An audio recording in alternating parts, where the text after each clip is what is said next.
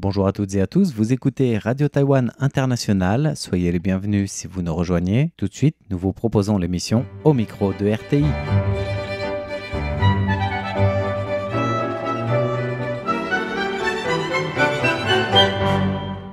Bonjour à tous, c'est Meguan. Et François-Xavier Boulet pour l'émission Au micro de RTI, dans laquelle nous recevons cette semaine Pascal Laborier, qui est professeur-chercheur au campus Condorcet et précisément à l'université Paris-Nanterre, spécialiste de la question de l'exil académique et des chercheurs exilés. Oui, Pascal Laborier était au studio de RTI, accompagné de Pierre-Paul Zalliot, président de campus Condorcet. Ils étaient à Taïwan à l'invitation du ministère taïwanais de l'Éducation. L'occasion de venir au studio de RTI, de partager bien sûr sur les échanges académiques, comme nous l'avons pu entendre la semaine dernière, et aussi sur la question des réfugiés, des chercheurs en exil, qui selon Pierre-Paul Zalliot et Pascal Laborier, doit aussi interpeller Taïwan. Et tout d'abord, Pascal Laborier revient sur le contexte des chercheurs exilés dans l'histoire jusqu'à aujourd'hui. Alors la notion de chercheur en exil n'est pas nouvelle. Il y a eu au courant des derniers siècles des petites populations d'intellectuels en danger. Voltaire par exemple lui-même, on connaît l'exemple des Huguenots en Prusse. Mais avec la massification de l'enseignement supérieur et surtout les premiers conflits mondiaux, la Première Guerre mondiale et la Seconde Guerre mondiale, il y a eu des établissements qui se sont déplacés complètement vers d'autres pays. Pour la Première Guerre mondiale, ça a été notamment les collègues belges lors de l'invasion allemande vers des universités britanniques ou françaises. Et avec la Révolution russe, les États-Unis ont accueilli des centaines, des milliers d'étudiants et de chercheurs grâce à des bourses et des visas. Faire venir des étudiants ou des collègues considérés comme étant en danger, donc ça suppose de trouver des moyens exceptionnels, des bourses, des salaires, des emplois, mais aussi la problématique du permis de séjour, donc d'avoir d'abord un visa, puis après de pouvoir étudier et travailler. Plus récemment, à la fin du XXe siècle, plusieurs organisations internationales se sont rendues compte que ce système de réponse ad hoc à tous ces conflits géostratégiques ne permettait plus d'accueillir le nombre de chercheurs soumis à une pression importante. Alors ça peut être des pressions liées à des menaces de mort, de leur vie, d'être en prison, mais aussi l'interdiction de publication, de perdre leur emploi en raison de leur recherche.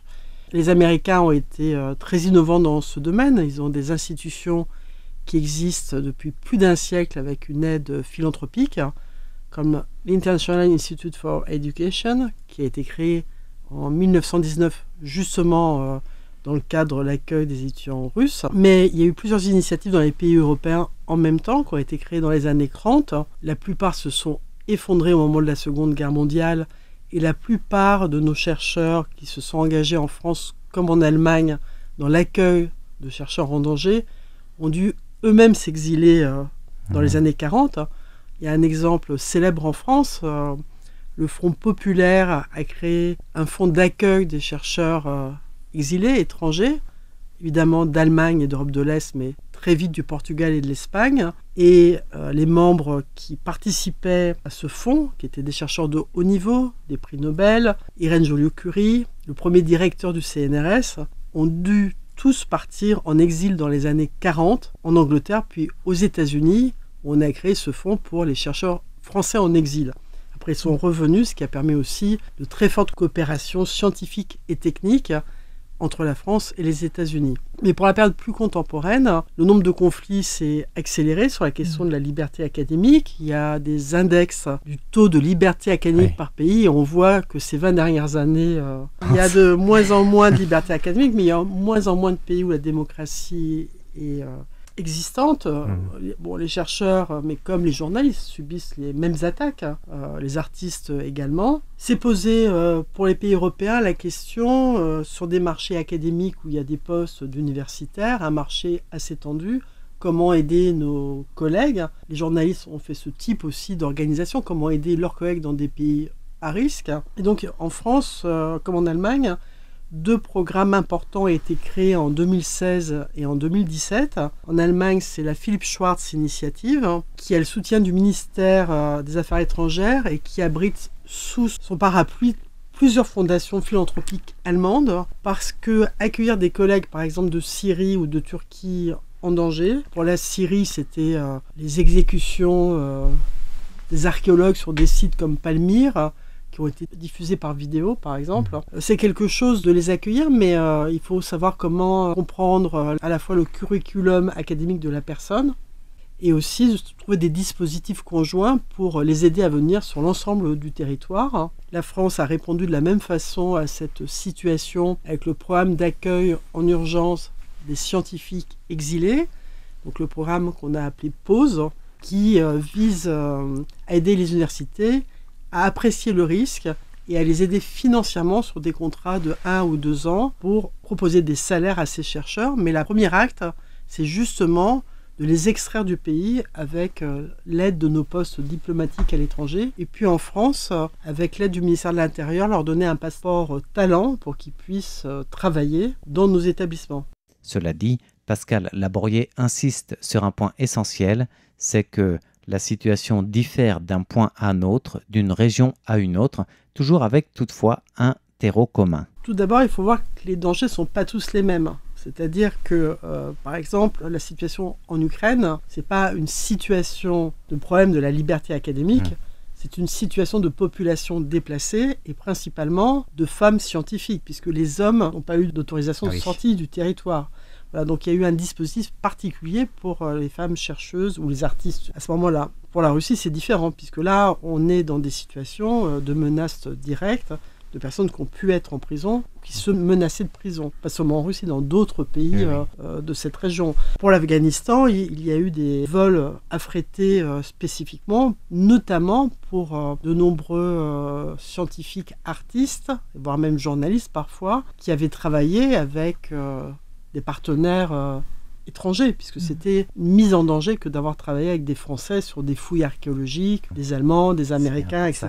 Donc c'est pas la même chose. Pour la Turquie, en 2016, plusieurs collègues ont signé une pétition pour la paix, demandant à ce que soient reconnues les recherches sur le génocide kurde et arménien. Et plus de 800 collègues ont perdu leur poste du jour au lendemain, ont perdu leur passeport, donc n'ont pas pu ni travailler ni voyager.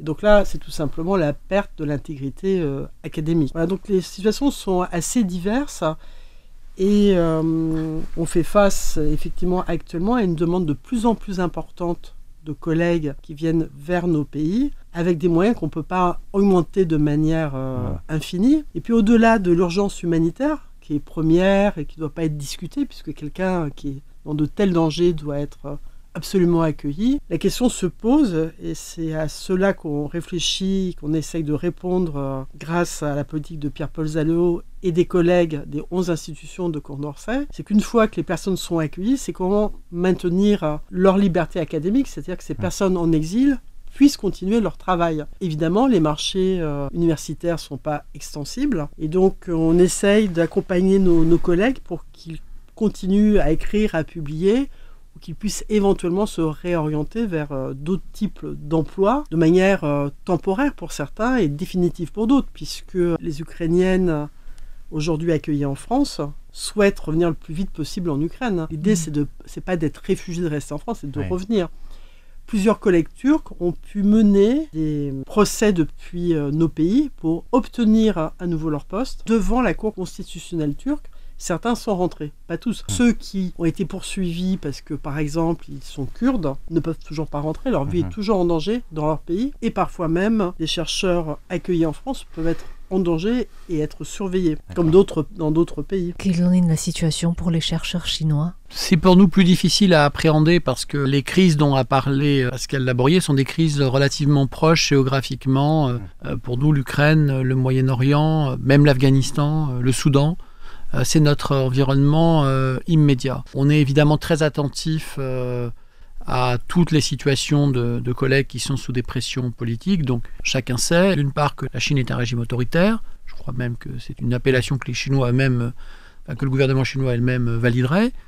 Et chacun sait qu'évidemment que la liberté académique a été, dans certains domaines, sur certains sujets, très mise en risque. Tout en soulignant quand même que la spécificité de la Chine, c'est de s'appuyer sur ses universités et sur sa recherche pour des tas de sujets. Enfin, la République populaire de Chine est un pays au fond d'ingénieurs, de bureaucrates et de scientifiques, et la recherche scientifique est aussi au service de la construction du pays, de sa stabilisation, de la restauration de son influence. Et c'est vrai aussi pour les sciences humaines et sociales. C'est-à-dire que la compréhension de la manière dont vont se gérer les déséquilibres démographiques, la ville, la campagne, la question de la migration intérieure, la question du roucou, la question de... Enfin, toutes ces questions-là sont débattues dans la recherche chinoise dans certaines limites.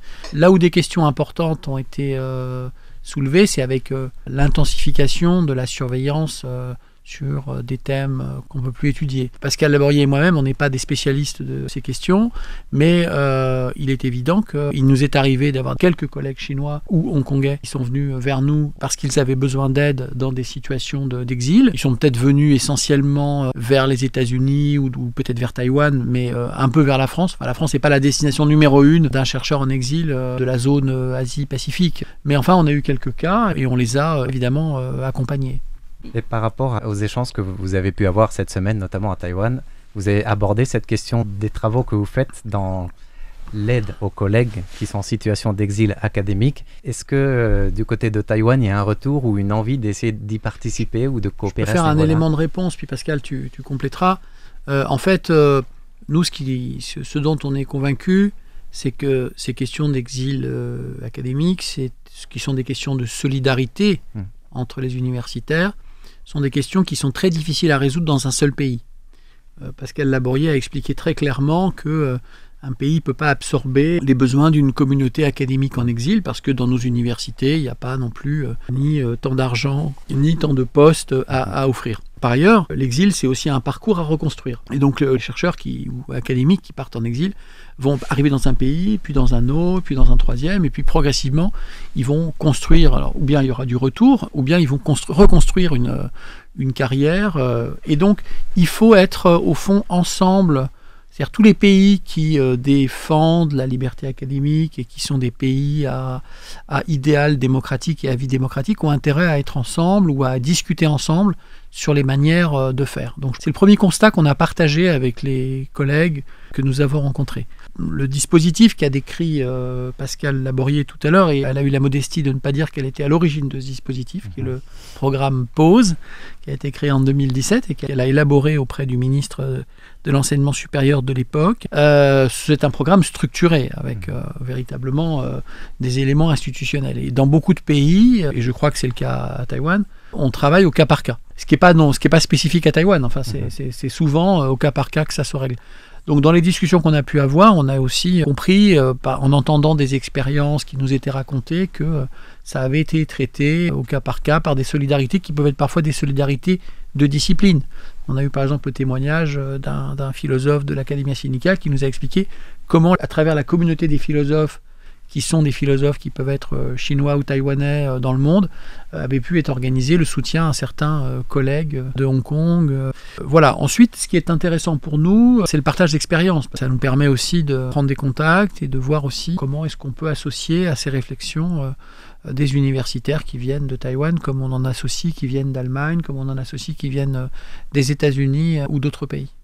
Et ce qui est important aussi, c'est le fait que ces situations nous permettent de réfléchir à ce que c'est la liberté académique dans nos pays, puisqu'on est dans 2 pays où elle est protégée, contrairement à d'autres pays. On la tient pour acquise, mais donc la situation de tous ces chercheurs montre comment, assez vite, elle peut être limitée et quels sont les effets. Mais d'une certaine manière, on est aussi impacté par ces questions de liberté académique limitée dans d'autres pays. Bon, liberté académique au sens où on peut faire son travail sans se voir imposer son sujet, sans se voir transformer nos résultats. C'est un peu comme aussi la liberté de la presse, c'est-à-dire pouvoir faire de manière intègre son travail. Finalement, Il y a plusieurs pays où les chercheurs français ou d'autres chercheurs internationaux ne peuvent plus voyager. Il y a des chercheurs français qui ont été emprisonnés. Certains sont même devenus des otages scientifiques. C'est le cas aussi parfois des journalistes, ça vous le savez très bien. Bon, par exemple en France, on a eu le cas de Fariba Adelka, qui travaillait sur le Moyen-Orient, qui a été donc en prison plusieurs années en Iran. C'était quasiment impossible de la faire sortir.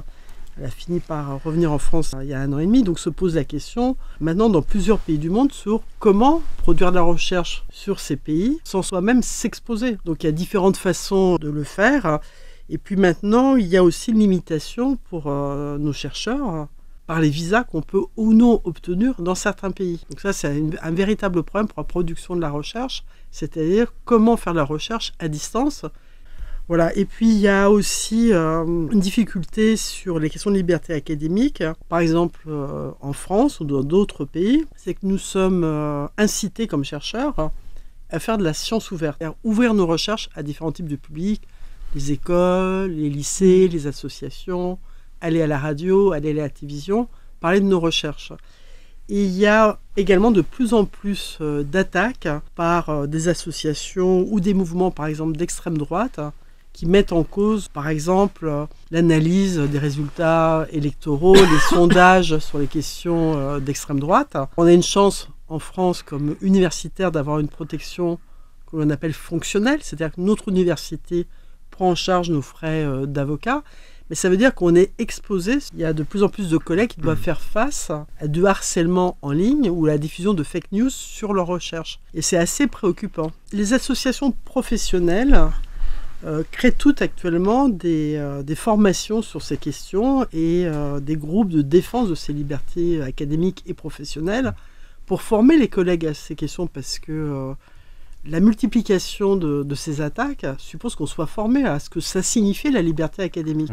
Ce qu'on tenait pour acquis est menacé. Il faut aussi comprendre quelles sont les manières de comprendre ce que c'est que la liberté académique, puisqu'il y a la liberté académique, mais il y a aussi la liberté d'expression comme citoyen. C'est pas forcément la même chose. Donc comment est-ce qu'on peut s'exprimer devant des étudiants, devant des collègues, à l'étranger ?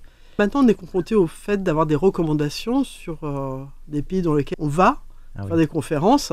Est-ce qu'on peut encore prendre nos téléphones portables, nos ordinateurs personnels, ou bien se faire prêter du matériel par l'institution? Et ça, c'est assez nouveau pour un certain nombre de pays pour lesquels on n'aurait pas imaginé ce type de situation. Si je peux ajouter quelque chose sur les discussions que nous avons eues avec les Taïwanais. Les universitaires taïwanais que nous avons rencontrés, quand ils ont un certain âge, ils entendent la question des libertés académiques comme l'histoire de la construction des libertés académiques et de la bataille pour les libertés académiques au moment de la démocratisation de Taïwan. On a eu des témoignages sur le fait que certains mots étaient interdits à l'université jusqu'à l'époque de la libéralisation. Par exemple, moi qui suis sociologue, on avait le droit de parler de stratification sociale, mais on n'avait pas le droit de parler de classe sociale. Faire de la sociologie en utilisant ce vocabulaire, ça n'est pas anodin. Alors c'est un exemple qui peut paraître léger, mais en fait, il y avait véritablement, parmi nos partenaires taïwanais, la conscience aussi du chemin qu'ils avaient parcouru, et qui est un chemin, mais Pascal Laboriel l'a dit, qui est non seulement tenu pour acquis, mais qui est parfaitement réversible. Nous allons en France bientôt faire rentrer au Panthéon Marc Bloch, très grand historien, très grand résistant, qui a été un très grand chercheur, fondateur de l'école des Annales. Marc Bloch a été révoqué de l'université parce qu'il était considéré comme,